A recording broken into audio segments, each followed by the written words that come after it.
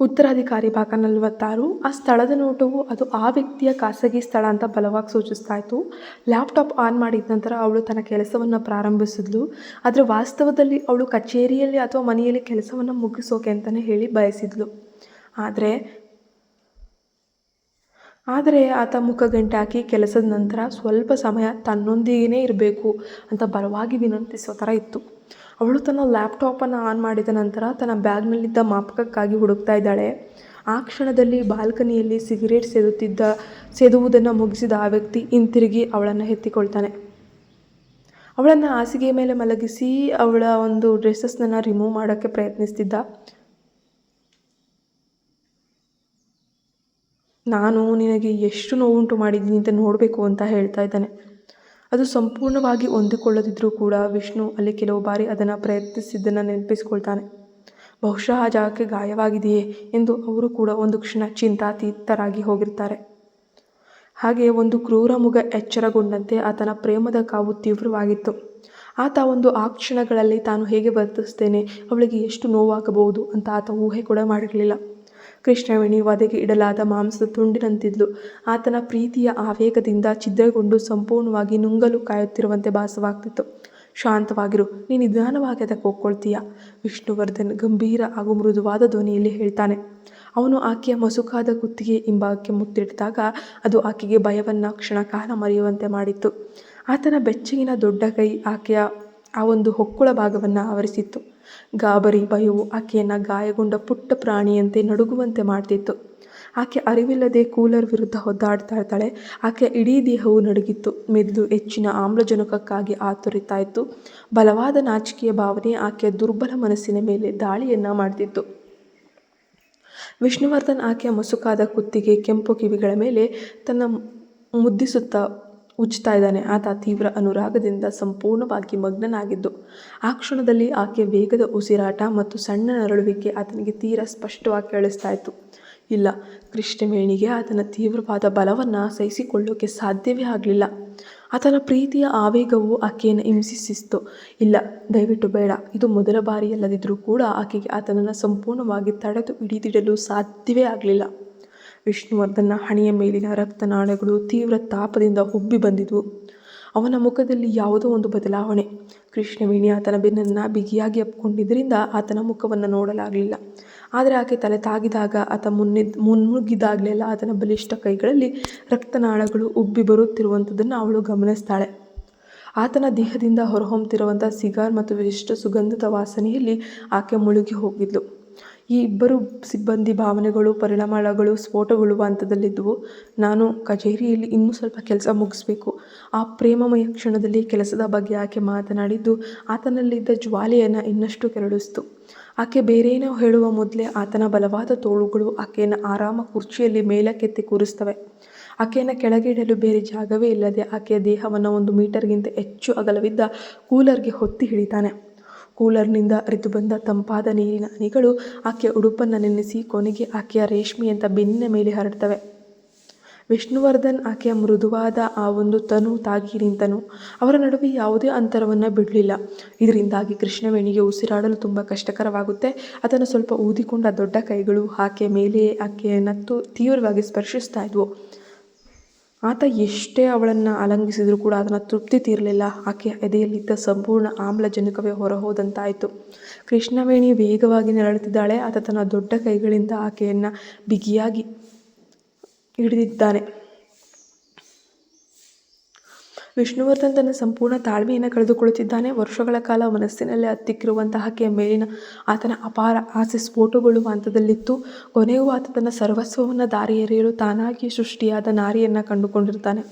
ಮತ್ತು ಆಕೆ ಆತನ ಪ್ರೀತಿಗೆ ಅತಿಯಾಗಿ ಸ್ಪಂದಿಸುವಷ್ಟು ಸೌಮ್ಯಳಾಗಿದ್ಲು. ಆಕೆ ಪ್ರೀತಿಯ ತೀವ್ರತೆಗೆ ಸಂಪೂರ್ಣವಾಗಿ ಕರಗಿ ಹೋಗ್ತಾ ಇದ್ದಾಳೆ. ಭಯಪಡಬೇಡ, ದಯವಿಟ್ಟು ಭಯಪಡಬೇಡ ಕೃಷ್ಣವೇಣಿ. ಆತನ ಸಂಯಮದ ಧ್ವನಿಯಲ್ಲಿ ಆತಂಕ ಹಾಗೂ ಅತಿಯಾದ ಆಸಕ್ತಿ ಅನ್ನೋದು ತುಂಬಿ ಬರ್ತಾ ಇತ್ತು.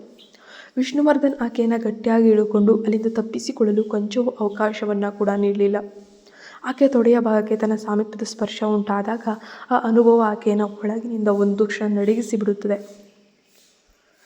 ಕೃಷ್ಣವೇಣಿ ಉಸಿರನ್ನು ಬಿಗಿ ಹಿಡಿದು ಆತನ ಚಲನವಲನಗಳನ್ನು ನಂಬಲಾಗದೆ ನೋಡ್ತಾ ಇದ್ಲು. ಆತ ಆಕೆ ತಲೆ ಹಿಂಭಾಗವನ್ನು ಮೆಲ್ಲನೆ ಹಿಡಿದು ಮುತ್ತಿಡ್ತಿದ್ದಾನೆ. ಆತ ತನ್ನ ಬೆಲ್ಟನ್ನು ಸಡಿಲಗೊಳಿಸ್ತಾ ಇದ್ದಾನೆ. ಆ ಲೋಹದ ಭಾಗ ಹೊಟ್ಟೆಗೆ ತಾಗಿದಾಗ ತಕ್ಷಣವೇ ಅಪಘಾತದಿಂದ ಇದೆಲ್ಲವೂ ತುಂಬ ವೇಗವಾಗ್ತದೆ, ಇದೆಲ್ಲವೂ ತಪ್ಪಾಗ್ತದೆ ಅಂತ ಕೃಷ್ಣವೇಣಿ ನಡುಗುವ ಧ್ವನಿಯಲ್ಲಿ ಹೇಳಲು. 5 ವರ್ಷಗಳ ಹಿಂದೆ ಆಕಸ್ಮಿಕವಾಗಿ ನಡೆದಂಥ ಘಟನೆಯಿಂದಾಗಿ ತನ್ನ ದೇಹವನ್ನು ಮತ್ತೊಬ್ಬರಿಗೆ ನೀಡಿದ ನೆನಪಿದ್ದರಿಂದ ತಾನು ತಕ್ಷಣವೇ ಪತ್ನಿಯಂತೆ ವರ್ತಿಸಲು ಸಾಧ್ಯವಿಲ್ಲ ಎಂಬ ಅರಿವು ಆಕೆಗಿತ್ತು. ಆದಾಗ್ಯೂ ಅವರಿಬ್ಬರ ಹೊಸ ಪ್ರೇಮ ಸಂಬಂಧಕ್ಕೆ ಕಾಲಿಟ್ಟು ಕೆಲವು ಒಂದೇ ಒಂದು ದಿನ ಆಗಿತ್ತು. ಈಗಲೇ ಇದೆಲ್ಲವೂ ಅಗತ್ಯವಿದೆಯೇ? ವಿಷ್ಣುವರ್ಧನ್ ಆಕೆಯನ್ನು ತನ್ನ ಧರ್ಮಪತ್ನಿಯಾಗಿ ಮಾಡಿಕೊಳ್ಳುವುದಾಗಿ ಮಾತನ್ನು ನೀಡಿದ್ನು. ಅದು ಮರುಕ್ಷಣವೇ ಈ ಸಂಬಂಧವನ್ನು ಪೂರ್ಣಗೊಳಿಸಲು ಮುನ್ನುಗ್ತಿದ್ದಾನೆ ಅಂದರೆ ಏನರ್ಥ? ಆತ ಆಕೆಯ ಕಿವಿಗಳ ಹತ್ತಿರ ಬಾಗಿ ಆಕೆಯ ನಾಚಿಕೆಯ ಕಿವಿಯೋಲೆಗಳನ್ನು ತಾನು ತೆಗೆದುಕೊಂಡು ನಿಧಾನವಾಗಿ ಕಚ್ಚಿಬಿಡ್ತಾನೆ. ಆಮೇಲೆ ತೀವ್ರ ಅನುರಾಗದಿಂದ ಇನ್ನಷ್ಟು ಬಿಗಿಯಾಗಿ ಕಚ್ಚಲು ಪ್ರಾರಂಭಿಸಿದಾಗ ಆಕೆಯ ಇಡೀ ದೇಹವೇ ರೋಮಾಂಚನ ಒಂದು ಮಿಂಚಿನಂತೆ ಹರಡುತ್ತೆ.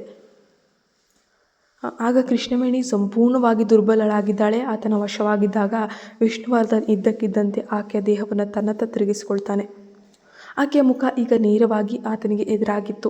ಆಕೆ ಕೂಲರ್ಗೆ ಹೊರ್ಕೊಂಡಾಗ ಆತನ ಶಕ್ತಿಯ ಬಿಸಿ ಆಕೆಯನ್ನು ಸಂಪೂರ್ಣವಾಗಿ ಆವರಿಸಿತ್ತು. ಆತ ತಿರುಗಿಸುವ ಮುನ್ನ ಆಕೆಯ ಕಣ್ಣಿಗೆ ಆತನ ಸುಕ್ಕುಗಟ್ಟಿದ್ದ ಉಬ್ಬುಗಳು ಹಾಗೂ ಕೆಂಪಾಗಿದ್ದ ಕಂಠನಾಳಗಳು ಕಾಣಿಸಿದ್ವು. ವಿಷ್ಣುವರ್ಧನ್ ಕೈಗಳಲ್ಲಿದ್ದ ಅಪಾರವಾದ ಶಾಖವು ಸಾಮಾನ್ಯ ಮಾನವ ದೇಹದ ಉಷ್ಣತೆಯನ್ನು ಮೀರಿ ಉರಿಯುವಂತಿತ್ತು. ನೋವಾಗ್ತಿದೆ, ದಯವಿಟ್ಟು ನಿಲ್ಲಿಸಿಬಿಡಿ, ಇದೆಲ್ಲ ಈಗಲೇ ಬೇಡ. ಆಕೆ ತೀವ್ರ ನೋವಿನಿಂದ ತಲೆ ಅಲ್ಲಾಡಿಸುತ್ತಾ ಕೂಲರ್ಗೆ ಹೊರ್ಕೊಂಡ್ಳು. ದಿಗ್ಭ್ರಮೆಗೊಂಡು ತನ್ನ ಎಡಭಾಗಕ್ಕೆ ನೋಡಿದಾಗ ಆತನ ಬಲಿಷ್ಠ ಕೈಗಳ ರಕ್ತನಾಳಗಳು ಉಬ್ಬಿಕೊಂಡಿರುವುದು ಕಾಣಿಬರುತ್ತದೆ. ವಿಷ್ಣುವರ್ಧನ ಗಂಟಲು ಬಿಗಿಯಾಯಿತು, ಧ್ವನಿ ಹೊಣಗೋಯಿತು. ಆತನಿಗೆ ಆಕೆಯ ಪ್ರೇಮ ಅತ್ಯಂತ ತೀವ್ರವಾಗಿ ಬೇಕಾಯಿತು. ಇನ್ನು ಮುಂದೆ ತನ್ನ ತಾಪವನ್ನು ಹತ್ತಿಕ್ಕಲು ಆತನಿಂದ ಸಾಧ್ಯವಿರಲಿಲ್ಲ. ಆದರೂ ಕೃಷ್ಣವೇಣಿಯ ಆ ನೋವಿನ ಕಿರುಚಾಟದ ಧ್ವನಿ ಆತನ ಕಿವಿಗಳಲ್ಲಿ ರಿಂಗಣಿಸೋಕೆ ಶುರುವಾಗಿತ್ತು. ಆತನಿಗೆ ಮುಂದೆ ಸಾಗಲು ಮನಸ್ಸಾಗಲಿಲ್ಲ. ಹಾಗೆಂದು ಪ್ರೀತಿಯನ್ನು ನಿಲ್ಲಿಸಲು ಕೂಡ ಸಾಧ್ಯವಾಗಲಿಲ್ಲ. ಆತ ಆಕೆಯ ಮುಖವನ್ನು ತನ್ನತ್ತ ತಿರುಗಿಸಿ ತುಟಿಗಳಿಗೆ ಮೃದುವಾಗಿ ಮುತ್ತಿಡುತ್ತಾ ಆಕೆಯನ್ನು ಸಮಾಧಾನ ಪಡಿಸೋಕೆ ಆಕೆಯ ದೇಹವನ್ನು ಮೆಲ್ಲನೆ ಸವರ್ತಾನೆ. ಆದರೆ ಕೃಷ್ಣವೇಣಿ ನೋವಿನಿಂದ ಇನ್ನಷ್ಟು ಬಿಗಿಯಾಗ್ತಿದ್ದಾಳೆ. ಅವಳಿಗೆ ನೋವಾಗ್ತಿದೆ. ಆಕೆಗೆ ಆತನ ಆವೇಗವನ್ನು ಒಳಗೆ ಪಡೆದುಕೊಳ್ಳಲು ಸಾಧ್ಯವಾಗ್ತಿರಲಿಲ್ಲ. ಕೃಷ್ಣವೇಣಿ ತೀವ್ರ ಹಿಂಸೆಗೆ ಒಳಗಾಗಿದ್ರೂ ಆಕೆಯೊಳಗೆ ಅದಕ್ಕಿಂತ ಹೆಚ್ಚಿನದನ್ನು ಬಯಸುವ ಒಂದು ರೀತಿಯ ರಹಸ್ಯ ಶೂನ್ಯತೆ ಮೂಡ್ತಾ ಇತ್ತು. ಕಣ್ಣೀರಿನಿಂದ ಹೊದ್ದೆಯಾಗಿದ್ದ ಕಣ್ಣುಗಳನ್ನು ತೆರೆದು ನೋಡಿದಾಗ ಆಕೆ ತನ್ನ ಮುಂದೆ ನಿಂತಿದ್ದಂತಹ ಬಲಿಷ್ಠ ಪುರುಷನನ್ನು ಎಚ್ಚರಿಕೆಯಿಂದ ಗಮನಿಸ್ತಾಳೆ. ಆತ ಕಾದ ಕಬ್ಬಿಣದಂತೆ ಗಟ್ಟಿಯಾಗಿದ್ನು. ಆಕೆಯ ಕತ್ತಿನ ಹಿಂಭಾಗದಲ್ಲಿದ್ದ ಆತನ ದೊಡ್ಡ ಕೈಗಳು ಬಿಸಿಯಾದ ಲೋಹದಂತೆ ಕಾಯ್ತಾ ಇದ್ವು. ಆ ಕೈ ತಾಗಿದೊಡನೆ ಪ್ರೇಮದ ಶಾಖ ಹರಡುತ್ತಿತ್ತು. ಯಾವುದೇ ಮಹಿಳೆಗೆ ಅಂತಹ ತೀವ್ರ ಆಸೆಯನ್ನು ನಿಗ್ರಹಿಸೋಕೆ ಸಾಧ್ಯವೇ ಇರಲಿಲ್ಲ. ಆತನಿಂದ ಆವರಿಸಿದ್ದ ಪ್ರೇಮ ಭಾವನೆ ಇನ್ನಷ್ಟು ಬಲವಾಯಿತು. ವಿಷ್ಣುವರ್ಧನ್ ತನ್ನ ಆಸೆಯನ್ನು ನಿಯಂತ್ರಿಸಲು ತೀವ್ರವಾಗಿ ಯತ್ನಿಸುತ್ತಿದ್ದಾನೆ. ಆತನ ಉಬ್ಬುಗಳು ಮುಡಿಗಟ್ಟಿದ್ವು. ಕೃಷ್ಣವೇಣಿ ಆತನ ಬೆನ್ನನ್ನು ತನ್ನ ಎರಡೂ ಕೈಗಳಿಂದ ಬಿಗಿಯಾಗಿ ಬಂಧಿಸಿ ಹಿಡ್ಕೊಂಡಿದ್ದಾಳೆ. ಆತನ ಬೆನ್ನಿನ ಗಟ್ಟಿಯಾದ ಸ್ನಾಯುಗಳ ಗೆರೆಗಳ ಮೇಲೆ ಆಕೆಯ ಬೆರಳುಗಳು ಕೂಡ ಜಾರ್ತಾ ಇದ್ವು. ಆಕೆ ಹಲ್ಲು ಕಡಿಯುತ್ತಾ ತನ್ನ ನೋವು ಮತ್ತು ಇಷ್ಟದ ನಡುವೆ ನಡುಗ್ತಾ ಇದ್ದಾಳೆ. ಆ ಕ್ಷಣದಲ್ಲಿ ಆಕೆಗೆ ಹಿಂದೆ ಸರಿಯಲು ಕೊಂಚವೂ ಇಷ್ಟವಿರಲಿಲ್ಲ ಮತ್ತು ಆಕೆ ಇನ್ನು ಮುಂದೆ ಎಂದಿಗೂ ಕೂಡ ಹಿಂದೆ ಸರಿಯುವುದೂ ಇಲ್ಲ. ಕೊನೆಗೆ ಆಕೆ ತೀವ್ರವಾದ ನೋವಿನಿಂದ ಗಟ್ಟಿಯಾಗಿ ಕೂಗಿದ್ಲು. ಸುಂದರವಾಗಿ ಕತ್ತರಿಸಲ್ಪಟ್ಟಿದ್ದ ಆಕೆಯ ಉಗುರುಗಳು ವಿಷ್ಣುವರ್ಧನ್ನ ಬೆನ್ನಿನ ಭಾಗವನ್ನು ಗಟ್ಟಿಯಾಗಿ ಅಗೆದು ಹಿಡಿದಿದ್ವು. ಅವನ ಬೆನ್ನಿನ ಭಾಗದಲ್ಲಿ ಅಲ್ಲಲ್ಲಿ ಗಾಯಗಳಾದ ಗುರುತುಗಳು. ಆ ಕ್ಷಣದಲ್ಲಿ ಕೃಷ್ಣವೇಣಿ ಸಂಪೂರ್ಣವಾಗಿ ಅಸಹಾಯಕಳಾಗಿದ್ಲು. ಆ ಕ್ಷಣದಲ್ಲಿ ತನ್ನ ದೇಹ ನಿಜವಾಗಿ ಏನಾಗ್ತಿದೆ ಎಂಬುದು ಆಕೆಗೆ ತಿಳಿದಂತಾಗಿತ್ತು. ಆಕೆಗೆ ತನ್ನ ಸರ್ವಸ್ವವನ್ನು ಆತನಿಗೆ ದಾರಿ ಎರೆಯಲು ಇಷ್ಟವಿರಲಿಲ್ಲ ಎಂದಲ್ಲ, ಆದರೆ ಆ ತೀವ್ರತೆಯನ್ನು ತಡೆದುಕೊಳ್ಳಲು ಆಕೆಯ ದೇಹಕ್ಕೆ ಸಾಧ್ಯವಾಗ್ತಿರಲಿಲ್ಲ. ತನ್ನ ಮನಸ್ಸಾಕ್ಷಿ ಎಲ್ಲೋ ಒಂದು ಕಡೆ ತಡ್ತಾ ಇದೆ. ವಿಷ್ಣುವರ್ಧನ್ ತನ್ನೊಳಗೆ ಹರಿದು ಬಂದ ಪ್ರೇಮದ ಪ್ರವಾಹವನ್ನು ಕಷ್ಟಪಟ್ಟು ಹಿಂದಕ್ಕೆ ತಳ್ತಾನೆ. ಆಕೆಯನ್ನು ನೋಯಿಸಲು ಇಷ್ಟವಿಲ್ಲದೆ ಆಕೆಯ ಹಣೆಗೆ ಮತ್ತೆ ಮತ್ತೆ ಆರ್ದ್ರವಾಗಿ ಮುತ್ತಿಡ್ತಾನೆ. ನೋವಿನಿಂದ ಆತನ ಧ್ವನಿಯೂ ಕೂಡ ಗಟ್ಟಿಯಾಗಿ, ನನ್ನನ್ನು ಕ್ಷಮಿಸು, ನಾನು ತೀರಾ ಆತರ ಪಟ್ಬಿಟ್ಟೆ, ಸ್ವಲ್ಪ ಹೊತ್ತು ಪ್ರಶಾಂತವಾಗಿರು, ಇನ್ನು ಕೆಲವೇ ದಿನಗಳಲ್ಲಿ ನೀನು ಈ ಭಾವನೆಗೆ ಒಪ್ಕೊಳ್ತೀಯ ಅಂತ ಹೇಳಿ ಆತ ಮಾತ್ರ ಸಮಾಧಾನ ಪಡಿಸ್ತಾ ಇದ್ದಾನೆ. ಕೃಷ್ಣವೇಣಿಯ ಮುಖ ಸಂಪೂರ್ಣವಾಗಿ ಬಿಡಿಚಿಕೊಳ್ಳುತ್ತೆ. ಆಕೆಯ ಕೆನ್ನೆಗಳ ಮೇಲೆ ಕಣ್ಣೀರು ಧಾರಾಕಾರವಾಗಿ ಹರಿತಾ ಇರುತ್ತೆ. ವಿಷ್ಣುವರ್ಧನ್ ಆಕೆಯನ್ನು ಪ್ರೀತಿಯಿಂದ ಮುತ್ತಿಟ್ಟು ಆ ಕಣ್ಣೀರನ್ನು ಒರೆಸಿಕೊಳ್ಳುತ್ತಾ ಆತನ ಮನಸ್ಸಿನಲ್ಲಿ ಆಳವಾದ ನಿಶ್ಚಯವೊಂದು ಮೂಡಿತು. ಈ ಜನ್ಮದಲ್ಲಿ ಮುಂದಿನ ಜನ್ಮದಲ್ಲೂ ಸಹ ಯಾವುದೇ ಪರಿಸ್ಥಿತಿಯಲ್ಲೂ ಈ ಹೆಣ್ಣನ್ನು ತಾನು ಬಿಟ್ಟು ಕೊಡಲೇಬಾರದು ಎಂಬುದು ಆತನಿಗೆ ತುಂಬ ಸ್ಪಷ್ಟವಾಗಿ ತಿಳಿದಿತ್ತು. ಎಂದಿಗೂ ಆಕೆಯನ್ನು ದೂರ ಮಾಡುವುದಿಲ್ಲ. ಆಕೆ ಶಾಶ್ವತವಾಗಿ ಆತನೊಂದಿಗೆ ಇರ್ತಾಳೆ. ನೋವೇನಾದರೂ ತುಂಬ ಹೆಚ್ಚಿದೆಯಾ? ನಾವು ತಕ್ಷಣ ಆಸ್ಪತ್ರೆಗೆ ಹೋಗಬೇಕಾ ಅಥವಾ ವೈದ್ಯರನ್ನು ಇಲ್ಲಿಗೆ ಬರಲು ಹೇಳಲ್ಲ? ಎಂದು ವಿಷ್ಣುವರ್ಧನ್ ಆಕೆಯ ಉಡುಪನ್ನು ಪ್ರೀತಿಯಿಂದ ಸರಿಪಡಿಸಿ ತನ್ನ ಕೋಟನ್ನು ಆಕೆಯ ಹೆಗಲ ಮೇಲೆ ಒದಿಸಿ ಕರುಣೆಯಿಂದ ನೋಡ್ತಾ ಇದ್ದಾನೆ. It's okay. ಕೃಷ್ಣವೇಣಿ ಬೇಡ ಅನ್ನೋ ಥರ ಮೆಲ್ಲನೆ ತಲೆಯಾಡಿಸ್ತಾಳೆ. ವಿಷ್ಣುವರ್ಧನ್ ಆಕೆಯ ಕೆದರಿದ ಕೂದಲನ್ನು ನಯವಾಗಿ ಸರಿಪಡಿಸಿ ಮುಖದ ಮೇಲಿದ್ದ ಹೆಳೆಯನ್ನು ಕಿವಿಯ ಹಿಂದೆ ಸಿಕ್ಕಿಸ್ತಾನೆ. ಆಕೆಯ ಗುಲಾಬಿ ಬಣ್ಣದ ತುಟಿಗಳಿಗೆ ಲಘುವಾಗಿ ಮುತ್ತಿಕ್ಕಿ, ನೀನು ಸ್ವಲ್ಪ ಹೊತ್ತು ಎಲ್ಲಾದರೂ ವಿಶ್ರಾಂತಿ ಪಡಿತೀಯಾ ಅಂತ ಮುದ್ದಾಗಿ ಕೇಳ್ತಾನೆ. ಅದು ಅದು ನಾನು ಇನ್ನೂ ಕೆಲಸನೇ ಮುಗಿಸಿಲ್ಲ ಅಂತ ಕೃಷ್ಣವೇಣಿ ತಲೆ ತಗ್ಗಿಸಿ ಮೆಲುಧ್ವನಿಯಲ್ಲಿ ಹೇಳಿದ್ಳು. ಆಕೆ ಆತನ ತೀವ್ರವಾದ ನೋಟವನ್ನು ಎದುರಿಸಲಾಗದೆ ಕಣ್ಣುಗಳನ್ನು ತಪ್ಪಿಸಿದ್ಲು. ಆತನ ಸಾಮೀಪ್ಯ ಹಾಗೂ ನಡೆದ ಘಟನೆಯಿಂದ ಆಕೆಗೆ ಅಪಾರವಾದ ನಾಚಿಕೆಯಾಗ್ತಿತ್ತು. ಕಚೇರಿಯ ಕೆಲಸ ಮುಗಿಸಿಕೊಟ್ರೆ ಮಾತ್ರವೇ ಸಮಯಕ್ಕೆ ಸರಿಯಾಗಿ ಸಂಬಳ ಸಿಗೋದು. ಅದು ಅಲ್ಲದೆ ಮರುದಿನ ಬೆಳಗ್ಗೆ ತನ್ನ ವಿಭಾಗದ ಮುಖ್ಯಸ್ಥರಿಗೆ ಅಂದರೆ ನಕ್ಷೆ, ಮ್ಯಾಪು, ಪ್ಲ್ಯಾನು ತುರ್ತಾಗಬೇಕಾಗಿರೋದ್ರಿಂದ ಕೆಲಸವನ್ನು ವಿಳಂಬ ಮಾಡಲು ಆಕೆಗೆ ಮಾತ್ರ ಇಷ್ಟ ಇರಲಿಲ್ಲ. ಅದು ಸರಿನೂ ಅಲ್ಲ. ಆಕೆ ಹಠಮಾರಿಯಂತೆ ತಿರುಗಿ ಮತ್ತೆ ತನ್ನ ಕೆಲಸದ ಮೇಜಿನ ಕಡೆಗೆ ಹೆಜ್ಜೆ ಹಾಕ್ತಾಳೆ. ಆದರೆ ವಿಷ್ಣುವರ್ಧನ್ ಬೇಗನೆ ಮುನ್ನುಗ್ಗಿ ಆಕೆಯ ಕೈಯನ್ನು ತನ್ನ ಕೈಯಲ್ಲಿ ಬಿಗಿಯಾಗಿ ಹಿಡಿದುಕೊಂಡು ಕೃಷ್ಣವೇಣಿಯ ಕೆನ್ನೆಗಳನ್ನು ನಾಚಿಕೆಗೆಲ್ಲಿಂದ ಎಲ್ಲ ಫುಲ್ ಕೆಂಪಾಗ್ಬಿಟ್ಟಿದೆ. ಆತ ತನ್ನ ಇನ್ನೊಂದು ಪ್ರೀತಿಯಿಂದ ತನ್ನತ್ತ ಎಳೆದುಕೊಳ್ತಾನೆ. ಆಕೆ ಮಾತ್ರ ತನ್ನ ಕೆಲಸವನ್ನು ಮಾತ್ರ ತಾನು ಬಿಡೋದೇ ಇಲ್ಲ ಎನ್ನುವಂತೆ ಅವಳ ಕೆಲಸವನ್ನು ಮುಂದುವರಿಸ್ತಿದ್ದಾಳೆ. ಒಂದು ಶುಕ್ರವಾರದ ಸಂಜೆ ಕೃಷ್ಣವೇಣಿ ಶಾಲೆಯಿಂದ ಮನೆಗೆ ನಡೆದುಕೊಂಡು ಹೋಗ್ತಿದ್ದಾಗ ವಿಷ್ಣುವರ್ಧನ್ ಅವಳನ್ನು ಹಿಂಬಾಲಿಸ್ಕೊಂಡು ಹೋಗ್ತಿದ್ದಾನೆ. ಯಾವಾಗಲೂ ತನ್ನದೇ ಆಲೋಚನೆಗಳಲ್ಲಿ ಮುಳುಗಿ ಮುಂದೆ ಹೋಗ್ತಾರೋ ಆ ಹುಡುಗಿ ತನ್ನ ಹಿಂದೆ ಬರುತ್ತಿದ್ದ ಹೈಸ್ಕೂಲ್ ಹುಡುಗವನ್ನು ಯಾವತ್ತೂ ಗಮನಿಸಿರಲಿಲ್ಲ. ಆತ ಅವಳನ್ನು ಹಿಂಬಾಲಿಸಿ ಅವಳ ಮನೆಯ ಹತ್ತಿರಾನೇ ತಲುಪ್ತಿದ್ದ ಹಾಗೆಯೇ ಆ ನೆರೆಹೊರೆಯವರ ಗುಂಪೊಂದು ಜೋರಾಗಿ ಮಾತನಾಡ್ಕೊಳ್ತಿದ್ದದ್ದು ಆತನಿಗೆ ಕೇಳಿ ಬರುತ್ತೆ. ಆ ಮುದುಕ ರವಿಚಂದ್ರನ್ ಬಗ್ಗೆ ಏನು ಹೇಳುವುದು? ಮುಂದೆ ಕೃಷ್ಣವೇಣಿ ದೊಡ್ಡವಳಾದಾಗ ಅವಳನ್ನು ನಮ್ಮ ಮನೆಗೆ ಸೊಸೆಯಾಗಿ ಮಾಡಿಕೊಳ್ಳುವ ಯೋಚನೆಯಂತೂ ನಮಗಿಲ್ಲ ಅಪ್ಪ. ನೋಡೋಕೇನೋ ಬಹಳ ಸುಂದರವಾಗೇನೂ ಇದ್ದಾಳೆ ಆಗಂತ ಆಗುತ್ತೆ. ಕೃಷ್ಣವೇಣಿ ತನ್ನ ತಂದೆಯಂತಲ್ಲ, ಆದರೆ ಅವಳ ತಾಯಿ ಮಾತ್ರ ದೊಡ್ಡ ಮೂರ್ಖಳು. ತಾಯಿ ಆಗಿದ್ದ ಮೇಲೆ ಮಗಳು ಕೂಡ ಎಲ್ಲದರಲ್ಲೂ ಅವಳಂತೆಯೇ ಇರ್ತಾಳೆ. ತಾಯಿ ಹಾಗೆಯೇ ಮಗಳು, ನೂಲಿನಂತೆಯೇ ಸೀರೆ. ಅದು ಸರಿಯೇ, ಅವಳು ದೊಡ್ಡವಳಾದ ಮೇಲೆ ತಾಯಿಯಂತೆ ಹುಚ್ಚಳಾಗ್ತಾಳೆ. ಇಂತಹ ಹುಡುಗಿಯನ್ನು ಯಾರು ತಾನೇ ಮದುವೆ ಆಗ್ತಾರೆ? ಬಹುಶಃ ಯಾವುದೋ ಶ್ರೀಮಂತ ವ್ಯಕ್ತಿ ಮದುವೆ ಆದ 2 ವರ್ಷಗಳಲ್ಲಿ ಅವನ ಬಿಟ್ಟು ಹೋಗಿರ್ಬೋದು. ಈಗ ಅಳುವುದರಲ್ಲಿ ಏನರ್ಥ ಇದು? ಅಷ್ಟೇ ಅಲ್ಲ, ನನ್ನ ಮಗ ಇನ್ನೊಂದು ದಿನ ಶಾಲೆಯಿಂದ ಬಂದು ಕೃಷ್ಣವೇಣಿ 9ನೇ ತರಗತಿಯಲ್ಲಿದ್ದರೂ ಅವರು ದೊಡ್ಡವಳಂತೆ ವರ್ತಿಸಿದ್ದಾಳೆ. ಅವಳು ಬಹುಶಃ ಶಾಲೆಯಲ್ಲಿ ಶ್ರೀಮಂತ ಹುಡುಗರನ್ನು ಮೋಡಿ ಮಾಡಿ ಅವರಿಂದ ತಿಂಡಿ ತಿನಿಸುಗಳನ್ನು ಕೊಡಿಸಿಕೊಳ್ತಿದ್ದಾಳಂತೆ ಅಂತಾನೂ ಹೇಳ್ತಾ ಇದ್ದ. ನೋಡು, ಅವಳು ಈ ವಯಸ್ಸಿಗೆ ಎಂತೆಂತಹ ಬುದ್ಧಿಗಳನ್ನು, ಚಾಣಾಕ್ಷತನವನ್ನು ಉಪಯೋಗಿಸ್ತಾಳೆ. ಅವರ ಕಟು ಮಾತುಗಳನ್ನು ಕೇಳಿದಾಗ ವಿಷ್ಣುವರ್ಧನೆ ಕೃಷ್ಣವೇಣಿ ಸಾಮಾನ್ಯವಾಗಿ ಯಾಕೆ ನಗ್ತಾ ಇರಲಿಲ್ಲ ಎಂಬ ನಿಜವಾದ ಕಾರಣ ಅರ್ಥವಾಯಿತು. ನೆರೆಹೊರೆಯವರು ಈ ವಿಷಪೂರಿತ ಸಂಭಾಷಣೆಗಳು ದಾರಿ ಹೋಕರಿಗಷ್ಟೇ ಅಲ್ಲ, ಕೃಷ್ಣವೇಣಿಗೂ ದಿನನಿತ್ಯ ಸ್ಪಷ್ಟವಾಗಿ ಕೇಳಿಸ್ತಾ ಇದ್ವು ಮತ್ತು ಆಕೆ ನೋವನ್ನು ಮೌನವಾಗಿ ಸಹಿಸ್ತಾ ಇದ್ಲು. ಯಾಕಂದರೆ ಅದಕ್ಕೆ ಉತ್ತರ ಕೊಡುವಂತಹ ಧೈರ್ಯ ಅವಳಿಗೆ ಇರಲಿಲ್ಲ. ಪ್ರಸ್ತುತದಲ್ಲಿ ಅವರಿಬ್ಬರ ಕೈ ಹಿಡಿದುಕೊಂಡು ಖಾಲಿ ಕಚೇರಿಯ ಪ್ರದೇಶವನ್ನು ದಾಟಿ ಬರ್ತಾ ಇದ್ದಾರೆ.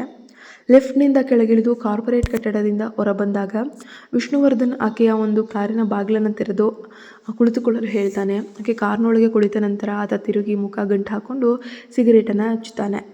ರಾತ್ರಿಯ ತಂಪಾದ ತಂಗಾಳಿ ಆತನ ಸುಂದರ ಮುಖದ ಮೇಲೆ ಬೀಸ್ತಿದ್ರೂ ಆತನ ದೇಹದಲ್ಲಿದ್ದ ಕಾವು ಮತ್ತು ಆವೇಗ ಮಾತ್ರ 1% ಕೂಡ ಕಮ್ಮಿ ಆಗ್ತಾ ಇರಲಿಲ್ಲ. ಆತ ಶಾಲಾ ದಿನಗಳಲ್ಲಿ ಅವಳನ್ನು ಮೊದಲು ಭೇಟಿಯಾದಾಗ ಆತನ ಮನಸ್ಸಿನಲ್ಲಿ ಈಗಾಗಲೇ ಹೊಸ ಭಾವನೆಗಳು ಕೂಡ ಚಿಗುರೊಡೆದಿದ್ವು. ಒಮ್ಮೆ ಅವಳನ್ನು ಶಾಲೆಯ ಬ್ಯಾಸ್ಕೆಟ್ಬಾಲ್ ಅಂಗಣದಲ್ಲಿ ನೋಡಿದನು ಆತ ನೆನಪಿಸ್ಕೊಳ್ತಾ ಇದ್ದಾನೆ. ಅವಳ ಮುಗ್ಧ ಹಾಗೂ ಚಿಕ್ಕ ಮುಖವು ಆತನಲ್ಲಿ ಪ್ರೇಮ ಮತ್ತು ರಕ್ಷಣೆಯ ಭಾವನೆಯನ್ನು ಮೂಡಿಸಿತು. ಆಗ ಅವಳ ದೇಹವು ತೀರಾ ಚಿಕ್ಕದಾಗಿತ್ತು ಮತ್ತು ಅಪೌಷ್ಟಿಕತೆಯಿಂದ ಕೂಡಿರುವಂತೆ ಕಾಣ್ತಿತ್ತು. ಆದರೆ ಮುಂದಿನ ದಿನಗಳಲ್ಲಿ ಆತನ ಮನಸ್ಸಿನಲ್ಲಿ ನಿರಂತರವಾಗಿ ನೆನಪಾಗ್ತಿದ್ದ ಏಕೈಕ ಹುಡುಗಿ ಆ ಪಕ್ಕದ ಶಾಲೆಯ ಮುಗ್ಧ ಹುಡುಗಿಯೇ ಆಗಿದ್ದು. ಆತನ ಕಣ್ಣ ಮುಂದೆ ಸುಂದರವಾಗಿ ಬೆಳೆದಿದ್ದ ನಂತರ ಹೈಸ್ಕೂಲ್ ಹುಡುಗಿಯರ ಬಗ್ಗೆ ಆತನಿಗೆ ಯಾವುದೇ ಆಸಕ್ತಿ ಇರಲಿಲ್ಲ. ದೊಡ್ಡ ನಗರಗಳಿಗಿಂತ ಇದ್ದ ಸಣ್ಣ ಪಟ್ಟಣಗಳಲ್ಲಿ ಹದಿಹರಿಯದ ಪ್ರೇಮದ ಬಗೆಗಿನ ಧೋರಣೆ ಕೊಂಚ ಮುಕ್ತವಾಗಿತ್ತು. ಶಾಲೆ ಶಿಕ್ಷಕರು ಹದಿಹರಿಯದವರ ಈ ಆಕರ್ಷಣೆಗಳನ್ನು ಗಮನಿಸ್ತಿದ್ರಾದರೂ ನಗರಗಳಂತೆ ಕಟ್ಟುನಿಟ್ಟಿನ ನಿಯಮಗಳಿರಲಿಲ್ಲ. ಹೀಗಾಗಿ ವಿಷ್ಣುವರ್ಧನ್ ಆಕೆಯ ಪ್ರೀತಿಯನ್ನು ಪಡೆಯಲು ಆತುರದಲ್ಲಿದ್ದನು ಮತ್ತು ಅವಳನ್ನು ನಿರಂತರವಾಗಿ ಹಿಂಬಾಲಿಸಿ ತನ್ನವಳನ್ನಾಗಿ ಮಾಡಿಕೊಳ್ಳುವಂತಹ ಆಲೋಚನೆಯಲ್ಲೇ ಮುಳುಗಿ ಹೋಗಿದ್ದನು. ಹಾಗಾಗಿ ಅವಳನ್ನು ಬೆನ್ನಟ್ಟಬೇಕು ಅಂತ ಬಯಸಿದರೂ ಕೂಡ ತಾನು ನಿಜವಾಗಿಯೂ ಹಾಗೆ ಮಾಡಿದರೆ ಪರಿಣಾಮ ಏನಾಗಬಹುದು, ಇದರಿಂದ ಆಕೆ ಹೇಗೆ ರಿಯಾಕ್ಟ್ ಮಾಡ್ಬೋದು ಅಂತ ಆತ ಆಳವಾಗಿ ಯೋಚಿಸ್ತಿದ್ದ. ಬೀದಿಯಲ್ಲಿ ಜನರ ದುಷ್ಟ ವದಂತಿಗಳನ್ನು ಕೇಳಿದ ನಂತರ ಸದ್ಯಕ್ಕೆ ತಾನು ಆತುರವನ್ನು ಬದಿಗೊತ್ತಲು ಆತ ನಿರ್ಧರಿಸ್ತಾನೆ. ಜನರಂತೆ ಆಕೆಯನ್ನು ಮತ್ತೆ ಆತನೂ ಕೂಡ ಆ ರೀತಿ ಮಾಡುವಂಥದ್ದು ದ್ವೇಷಿಸುತ್ತಿರೋದ್ರಿಂದ ಆಕೆ ತನ್ನ ತಾಯಿಯಂತೆ ಬೆಳೀತಾಳೆ ಅಥವಾ ಕ್ರೂರಿ ಆಗ್ತಾಳೆ ಎಂದು ಭಾವಿಸಿದ್ರಿಂದಾಗಲಿ ಆತ ಹಾಗೆ ಮಾಡಲಿಲ್ಲ. ತಾನು ಅಲ್ಲಿರುವುದರಿಂದ ಆಕೆಗೆ ಇದ್ದಕ್ಕಿದ್ದಂತೆ ಕೆಟ್ಟದೇನೋ ಆಗಬಾರ್ದು ಎಂಬುದಷ್ಟೇ ಆತನ ಆಸೆಯಾಗಿತ್ತು. ಆಕೆ ಇನ್ನೂ ತೀರಾ ಚಿಕ್ಕ ಹುಡುಗಿ ಆಗಿರೋದ್ರಿಂದ ಮತ್ತು ಯಾರೂ ಆಕೆಗೆ ತೊಂದರೆ ನೀಡಬಾರ್ದಿತ್ತು. ವಿಷ್ಣುವರ್ಧನ್ ಕುಟುಂಬದ ಹಿನ್ನೆಲೆ ತೀರಾ ಜಟಿಲವಾಗಿತ್ತು. ಅವರ ಬಳಿ ಅಪಾರ ಹಣ, ಅಧಿಕಾರ ಕೂಡ ಇತ್ತು. ಆತ ಈಗಾಗಲೇ ತನ್ನ ಕಾಲೇಜು ಅಧ್ಯಯನವನ್ನು ಮುಗಿಸಿದರೂ ಆ ಸಾಂಪ್ರದಾಯಿಕ ಹಾಗೂ ಸ್ನೇಹಪರವಲ್ಲದ ಪಟ್ಟಣದಲ್ಲಿ ಸ್ವಲ್ಪ ಹೆಚ್ಚು ಕಾಲ ಉಳಿಯಲು ಕೆಲವು ತರಗತಿಗಳನ್ನು ಪುನರಾವರ್ತಿಸ್ತಾನೆ. ಆತ ಯಾವುದೇ ಗಾಸಿಪ್ಗಳಿಗೆ ಹೆದರದಿರಬಹುದು, ಆದರೆ ಮುಗ್ಧ ಕೃಷ್ಣವೇಣಿಗೆ ಅದನ್ನು ಸಹಿಸಲು ಕೂಡ ನಿಜವಾಗಲೂ ಸಾಧ್ಯವಾಗುವುದೇ ಇಲ್ಲ. ಪಕ್ಕದ ಶಾಲೆಯಲ್ಲಿ ಓದ್ತಿದ್ದ ಕೃಷ್ಣವೇಣಿ ತನ್ನನ್ನು ತಾನು ಕೀಳಾಗಿ ಭಾವಿಸ್ತಾ ಇದ್ಲು ಮತ್ತು ಎಂದಿಗೂ ತಲೆ ಎತ್ತಿ ನಡೀತಾ ಇರಲಿಲ್ಲ ಕೂಡ. ಹಾಗೆ ಶಿಕ್ಷಕರಾಗಿರ್ಬೋದು, ಪ್ರಾಂಶುಪಾಲರಾಗಿರ್ಬೋದು ಆತನ ನೋಟ ಕೃಷ್ಣವೇಣಿ ಕಡೆಗೆ ಅಲೆದಾಡುತ್ತಿರುವುದಂತ ಗಮನಿಸ್ತಿದ್ರು. ಆದರೆ ಕೃಷ್ಣವೇಣಿ ಮಾತ್ರ ಅದನ್ನು ಎಂದಿಗೂ ಗಮನಿಸಿರಲಿಲ್ಲ. ನಂತರ ಅವಳ ತಂದೆ ಆ ಊರಿನಲ್ಲಿ ಒಂದು ಹಳೆಯ ಶಾಲೆಯನ್ನು ಖರೀದಿಸಿ ಬೇರೆ ಮಹಿಳೆಯರನ್ನು ಮದುವೆಯಾದರು ಎಂಬ ವಿಷಯ ಆತನಿಗೆ ತಿಳಿಯಿತು. ಆ ತಂದೆ ಸ್ವಂತ ಮಗಳನ್ನು ತನ್ನೊಂದಿಗೆ ಕರೆದುಕೊಂಡು ಹೋಗದೆ ಯಾಕೆ ಹೀಗೆ ಬಿಟ್ಟರು ಎಂಬುದು ಆತನಿಗೆ ಆವಾಗ ಕೂಡ ಅರ್ಥ ಆಗಲಿಲ್ಲ. ಆಕೆಯನ್ನು ಆ ವಾತಾವರಣದಿಂದ ದೂರ ಕರೆದುಕೊಂಡು ಹೋಗಲು ತೀವ್ರ ಉತ್ಸಾಹಕನಾಗಿದ್ದನು ಕೂಡ. ಆದರೆ ಪರಿಸ್ಥಿತಿಗಳು ಆತನ ಆಸೆಗೆ ಯಾವೂ ಕೂಡ ತಥಾಸ್ತು ಅನ್ನಲೇ ಇಲ್ಲ. ಆಕೆಯನ್ನು ದೂರ ಕರ್ಕೊಂಡು ತನ್ನ ಜೊತೆ ಇಟ್ಕೊಂಡು ಹೋಗಬೇಕು ಅನ್ನೋದು ತನ್ನ ಹೃದಯದಲ್ಲಿ ಪ್ರತಿದಿನ ಆಳವಾಗಿ ಬೇರೂರುತ್ತಿದ್ದ ಬಯಕೆಯಾಗಿತ್ತು. ಆದರೆ ವಾಸ್ತವವು ಅದು ಅಷ್ಟು ಸುಲಭವಲ್ಲ ಅಲ್ವಾ. ಆತ ಶ್ರೀಮಂತನಾಗಿದ್ದರೂ ಕೂಡ ಬಯಸಿದ ತಕ್ಷಣ ಪ್ರತಿಯೊಂದು ಸಿಗ್ತದೆ ಅಂತಲ್ಲ. ಆತನಿಗೆ ನೆನಪಿಸ್ತಿತ್ತು ಆಕೆಯನ್ನು ಕರೆದುಕೊಂಡು ಹೋಗಬೇಕಾದ್ರೆ ಮೊದಲು ಆತ ಪೋಷಕರನ್ನು ಅಡೆತಡೆಗಳನ್ನು ನಿವಾರಿಸಬೇಕಾಗಿತ್ತು. ಸ್ವತಃವಾಗಿ ಬದುಕಲು ಆರಂಭಿಸಿದ ಇಬ್ಬರು ಹದಿಹರೆಯದವರಾಗಿ ಓಡಿ ಹೋದರೆ ಈ ಜಗತ್ತು ಆಕೆಯನ್ನು ಅಧೋಗತಿ ಹುಡುಗಿ ಅನ್ನೋ ಥರ ಕರೆಯುತ್ತೆ. ಅವಳಿಗೆ ಮರ್ಯಾದೆ ಇರಲ್ಲ. ಅವಳ ತಾಯಿಯಂತೆಯೇ ನೆರವರು ಇಬ್ಬರು ಆಕೆಯನ್ನು ಶ್ರೀಮಂತ ಹುಡುಗನೊಂದಿಗೆ ಓಡಿ ಹೋದ ಹುಡುಗಿ ಅಂತ ಕಟುವಾಗಿ ನಿಂದಿಸುವುದರಲ್ಲಿ ಯಾವುದೇ ಮಾತಿಲ್ಲ. ಆದ್ದರಿಂದ ಆ ತಕ್ಷಣವೇ ಆಲೋಚನೆಯನ್ನು ಬಿಟ್ಟು ಆಕೆ ಬೆಳೆದು ಸಮಾಜದ ಭಾಗವಾಗುವವರೆಗೂ ಕಾಯಕ್ಕೆ ನಿರ್ಧಾರ ಮಾಡ್ತಾಳೆ. ಆಕೆಗೆ ಆಸರೆಯಾಗುವ ಬಲವಾದ ಭುಜವಾಗಲು ಆತ ಶ್ರಮಿಸಬೇಕಾಗಿತ್ತು. ಆಕೆ ಆತನಿಗಿಂತ 5 ವರ್ಷ ಚಿಕ್ಕವಳಾಗಿದ್ದರಿಂದ ಆಕೆಗೆ ವಯಸ್ಸಾಗುವವರೆಗೂ ಕಾಯುವ ಪ್ರತಿಯೊಂದು ದಿನವೂ ಆತನಿಗೆ ಒಂದು ಥರ ವರ್ಷಗಳಂತೆ ಕಳೆಯುತ್ತಿತ್ತು. ತನಗೆ 19 ವರ್ಷವಾದಾಗ ಆತ ಆಗಾಗ್ಗೆ ಸ್ನೇಹಿತರ ಮನೆಗೆ ಹೋಗಿ ಮದ್ಯಪಾನ ಮಾಡುತ್ತಾ ಚಲನಚಿತ್ರಗಳನ್ನು ನೋಡ್ತಾ ಇದ್ದ. ಪುರುಷ ಮತ್ತು ಮಹಿಳೆಯ ನಡುವಿನ ರಹಸ್ಯ ಸಂಬಂಧದ ಬಗ್ಗೆ ಆತನಿಗೆ ತಿಳಿಯುತ್ತಿದ್ದಂತೆ ಪ್ರತಿ ಬಾರಿ ಕಣ್ಣು ಮುಚ್ಚಿದಾಗಲೂ ಕೂಡ ಆ ಒಂದು ಮುಗ್ಧ ಹುಡುಗಿಯ ನೆನಪೇ ಕಣ್ತುಂಬ ತುಂಬಿಕೊಳ್ಳುತ್ತಿತ್ತು. ಆಕೆಯನ್ನು ಸಂಪೂರ್ಣವಾಗಿ ತನ್ನವಳನ್ನಾಗಿಸಿಕೊಳ್ಬೇಕೆಂಬ ಭಾವನೆ ದಿನದಿಂದ ದಿನಕ್ಕೆ ಬಲವಾಗ್ತಾನೆ ಹೋಗ್ತಾ ಇತ್ತು. ಆ ವರ್ಷದ ಅಂತ್ಯದಲ್ಲಿ ನಡೆದಂತಹ ಆಕಸ್ಮಿಕ ಅಪಘಾತದವರೆಗೂ ಕೂಡ ಆತ ತನ್ನ ಸ್ವಯಂ ನಿಯಂತ್ರಣವನ್ನು ಕಳೆದುಕೊಳ್ತಾನೆ ಇರಲಿಲ್ಲ. ಕೊನೆಗೆ ತನ್ನ ಅಜ್ಜ ಆತನನ್ನು ಶಾಲೆಯಿಂದ ಹೊರಗೆ ಕರೆದೊಯ್ದು ಸದ್ದಿಲ್ಲದೆ ಬೇರೆಡೆಗೆ ಕಳಿಸಲು ವ್ಯವಸ್ಥೆ ಕೂಡ ಮಾಡ್ತಾರೆ. ಮುಂದಿನ ಕೆಲವು ವರ್ಷಗಳಲ್ಲಿ ಆತನ ಜೀವನ ಸಂಪೂರ್ಣವಾಗಿ ಬದಲಾಗಿ ಹೋಗುತ್ತೆ. ನೋಡೋಣ ಮುಂದಿನ ಭಾಗದಲ್ಲಿ ಏನಾಗುತ್ತೆ ಅಂತ. ನೀವು ನಮ್ಮ ಚಾನಲ್ಗೆ ಸಬ್ಸ್ಕ್ರೈಬ್ ಆಗಿಲ್ಲ ಅಂದರೆ ಈ ಕೂಡಲೇ ಸಬ್ಸ್ಕ್ರೈಬ್ ಆಗಿ.